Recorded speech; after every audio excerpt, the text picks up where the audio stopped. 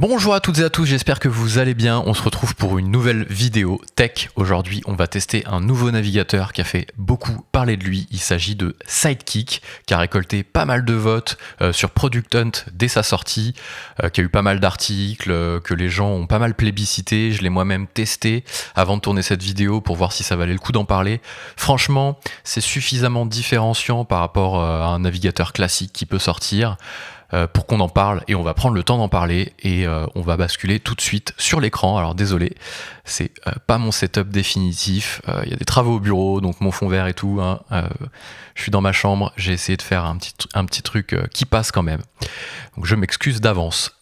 Sidekick, pourquoi je veux en parler, pourquoi c'est différenciant, pourquoi on prend le temps là de s'apesantir un petit peu là-dessus. Parce que par rapport aux nouveaux navigateurs qui sortent, il peut y en avoir plein qui sortent, c'est toujours un peu la même chose, il n'y a pas assez d'éléments différenciants. Là, il y a un point, c'est le point principal de Sidekick, on va attaquer directement dans le vif du sujet, c'est ce qu'ils appellent les apps. Ils font la différence et on va voir que c'est ça qui fait vraiment tout sur le fait que ce soit un navigateur à part, c'est qu'ils font la différence entre des apps et des onglets. En fait, lorsqu'on est utilisateur d'outils web, d'outils SaaS, et ben finalement, le matin, qu'est-ce qu'on fait quand on arrive ? Avant, on lançait notre logiciel qui était en local sur notre machine. Maintenant, on lance notre navigateur et dessus, on retrouve toutes nos applications. Là, eux, ils ont pris ça à rebrousse-poil et ils ont dit, ok, pour pas s'y perdre dans une multitude d'onglets avec à l'intérieur les apps qu'on utilise le plus, mais finalement qu'on va mettre du temps à retrouver à chaque fois, on va référencer à gauche, et là on le voit sur mon ordi, les apps les plus couramment utilisées et on va les isoler dans des apps et non pas dans des onglets. Si je prends ici par exemple en comparaison, c'est toujours plus facile de le faire en comparaison, mon navigateur historique, Chrome, Brave, Safari, ce que l'on veut, voilà à quoi ça peut ressembler. Ça vous connaissez, hein, donc là je suis sur Brave, hein, c'est un moteur Chrome. D'ailleurs, Sidekick est aussi sur un moteur Chrome, mais ça j'en parlerai à la fin. Là en fait vous avez tous vos onglets ouverts et vous faites pas la différence entre les onglets importants que vous utilisez toute la journée, style Gmail, Google Agenda, Pipedrive, votre CRM, Asana, Trello, le Slack, et les onglets un petit peu de recherche que vous allez utiliser pour lancer une recherche, puis vous allez oublier de les fermer, puis ça va rester zoné, puis lorsque vous voulez retrouver votre apps importante, donc votre Gmail ou votre Pipedrive que lui vous utilisez beaucoup, vous allez galérer au milieu de toutes les recherches que vous avez fait. Sidekick, la vraie différence c'est ça, c'est que vous ancrez des apps, vous organisez un petit peu comme une barre qu'on peut avoir sur un Mac ici, avec les apps les plus couramment utilisées, et bien vous faites la même chose dans votre navigateur. C'est ni plus ni moins que des onglets. Si je lance ici par exemple mon Gmail, c'est ni plus ni moins qu'un onglet en fait, mais toute la différence fait que l'onglet ne se retrouvera pas là, il se retrouvera dans des apps. Et ça c'est fou parce que vous référencez ici ce que vous utilisez au quotidien. J'ai mis mon Gmail, j'ai mis mon Google Agenda, j'ai mis mon Pipedrive, j'ai mis mon Asana qui est mon gestion de projet, mon petit Discord qui va bien, qui est là dans un coin, le petit onglet Loom qui me sert à faire des vidéos. Et ça, vous référencez tout ce que vous utilisez au quotidien, mais c'est pas des onglets de recherche et c'est pas des onglets jetables. C'est vraiment des onglets que vous allez utiliser toute la journée. Si vous voulez en rajouter, vous avez un petit bouton plus ici et vous allez choisir dans la bibliothèque qui est infinie l'apps que vous voulez faire. Et vous n'avez même pas besoin d'attendre qu'elle soit référencée parce que c'est ni plus ni moins qu'un onglet en fait. Donc vous pouvez aussi très bien le rajouter depuis... Vous ouvrez votre onglet si vous ne trouvez pas votre apps, je dis n'importe quoi, Trello. Trello existe, hein, rassurez-vous. Hop, il est là. Si vous voulez rajouter une apps mais vous ne la trouvez pas dans la liste, vous la rajoutez depuis l'onglet Trello. Hop, Add Application. Et après, à partir de là, Trello devient une apps épinglée à gauche qui ne bougera plus. Ça, c'est la grosse différence. Hein. Concrètement, je commence par ça parce que c'est l'élément différenciant. On fait la différence entre les onglets de recherche qui sont là. D'ailleurs, on peut fermer Trello, hein, désormais qu'on l'a ajouté comme une apps, et les apps qui sont à gauche. Ça, c'est très cool. Dans une apps, je le disais, une apps n'est pas un onglet. Et dans une app, surtout, ce qui est très très bien aussi, c'est qu'on va pouvoir faire du multi-compte. Ici, j'ai plusieurs Gmail. Imaginons, je vais avoir mon Gmail perso, mon Gmail BLC. Si j'ai plusieurs Pipedrive, je vais avoir mon Pipedrive de telle société, mon autre Pipedrive. Et ça va être valable pour tout. J'ai de LinkedIn. Bon, c'est plus rare d'avoir de LinkedIn. Mais là, si je navigue sur mon autre... je me mets sur mon Gmail classique ici. Hop, je l'ouvre. Si je veux naviguer sur le deuxième, j'ouvre le deuxième. Ça c'est pareil, ça c'est chouette, c'est vraiment chouette. Ça franchement c'est très très cool. Idem, vous pouvez faire aussi, ça j'avais prévu d'en parler un peu plus tard, mais vous pouvez séparer votre fenêtre en deux.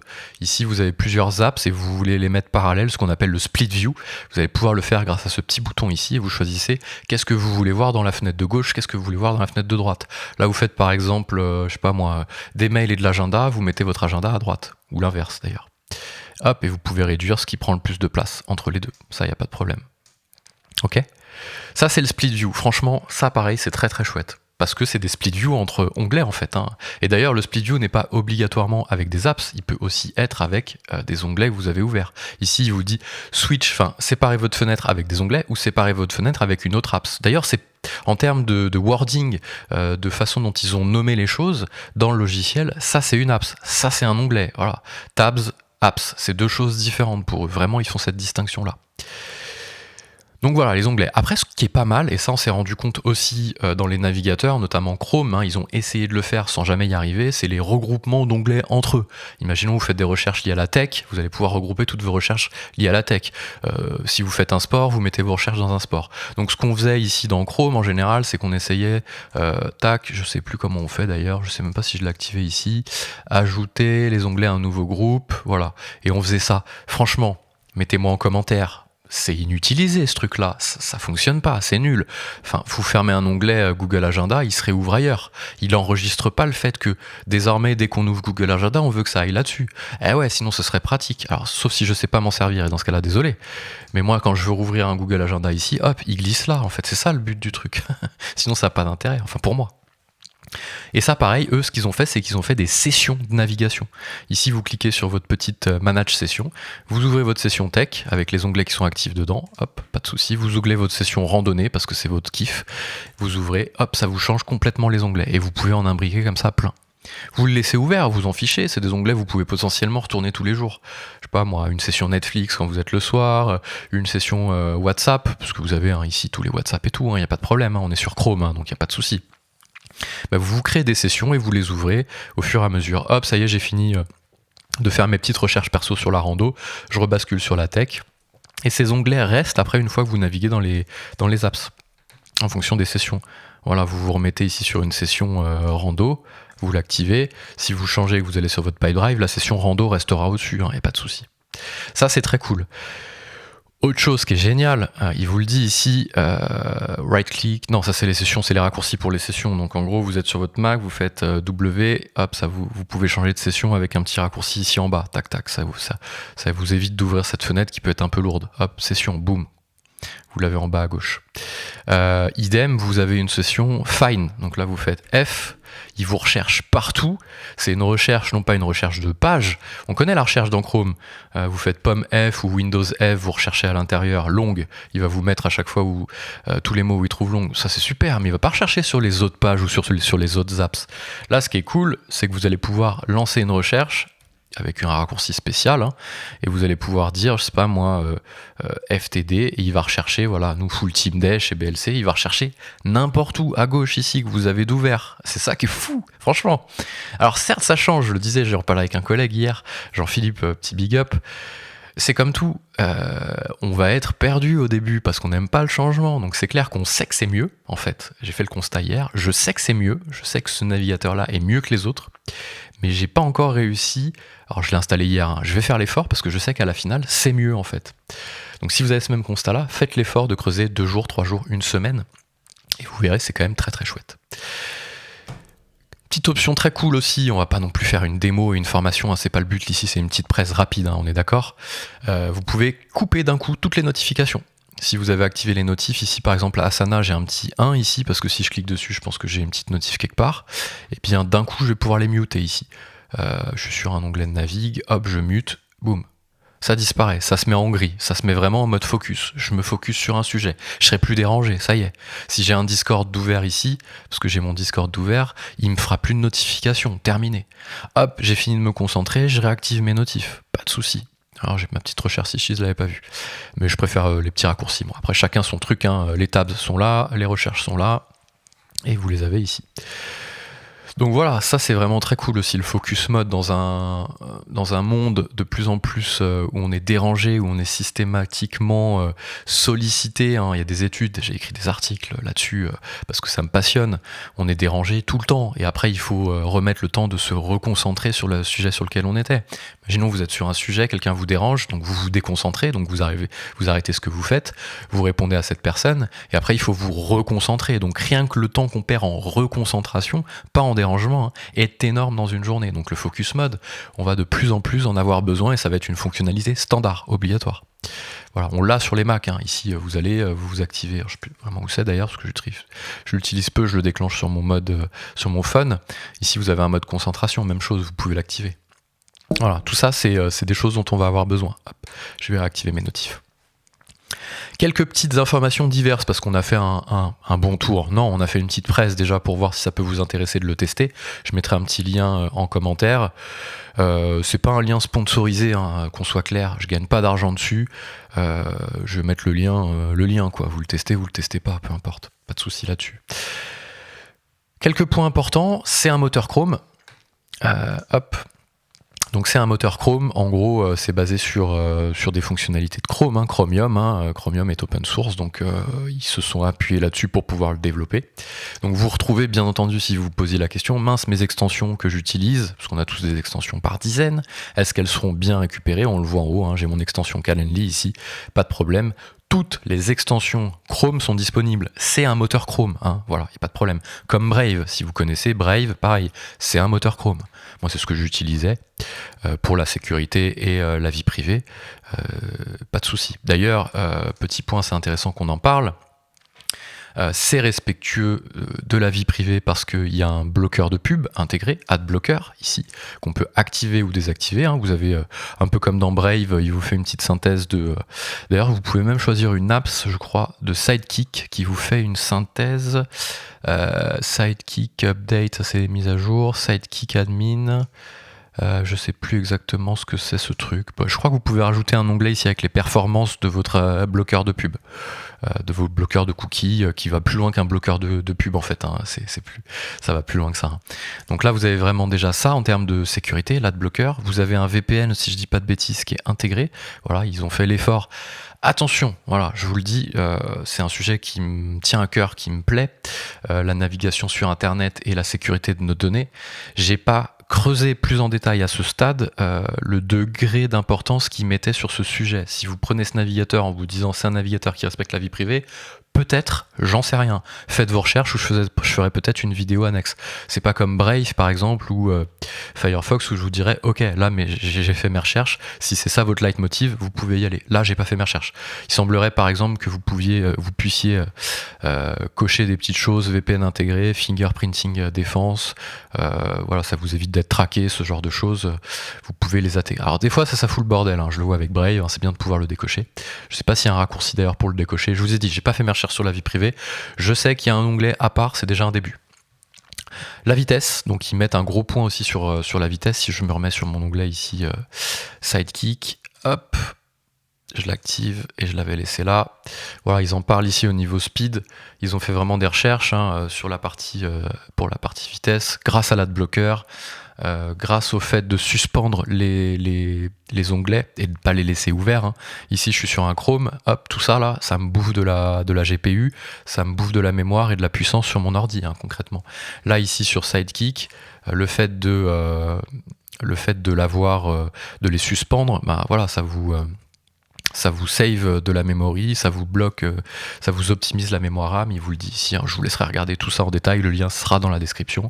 Ça optimise le CPU, d'ailleurs quand vous avez des onglets, je sais pas, un canevas ou un onglet de rendu graphique qui vous prend de la place, s'il bouffe toute la CPU, il se mettra en alerte et il vous dira qu'est-ce que vous voulez faire. Est-ce que vous voulez suspendre les alertes, les onglets qui vous bouffent de la mémoire, ou est-ce que vous voulez continuer, voilà. Tracker blocking, le blocking c'est ce qu'on a vu, etc. One browser, multiple mini ones. En fait, vous avez plusieurs browsers à l'intérieur, hein, puisque lorsque vous ouvrez vos sessions, ça charge les apps uniquement des onglets que vous avez dans vos sessions. Franchement, formidable.